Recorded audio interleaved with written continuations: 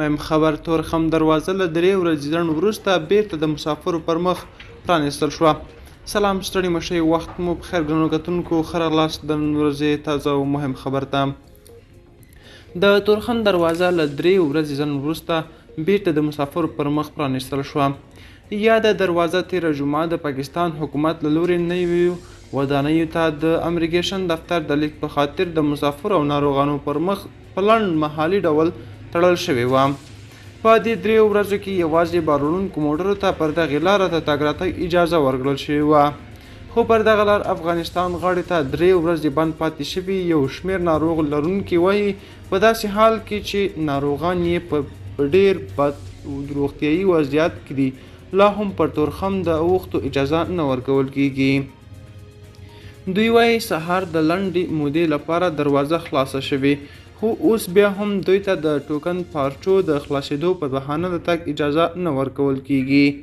د دوی له ډلې یو کس خلیل چې په خبره یې دا 3 ورځې تورخم کې پاکستان ته د تګ په تمه شپې تېرې کړي ازادي راډیو ته وویل دا 3 ورځې کېږي چې د تورخم دروازه بنده شوې ده. موږ د معالجې لپاره ځو، زما د دې کنسر دی. نن سهار راغلو د ITI ویزې او ټوکن واخلو، بیا ټوکن بیخي بند شو. بیا یې راته وویل چې لاړ شئ جلال آباد ښار کمیسیون نه ټوکن راوړئ. ځینې کسان لاړل چې له هغې ځایه ټوکن راوړي، خو د ټوکن دفتر اوس نشته. بیخي هلته دا 3 ورځې کېږي مریضان مو همدلته اچولي، ډېر تکلیفونه دي.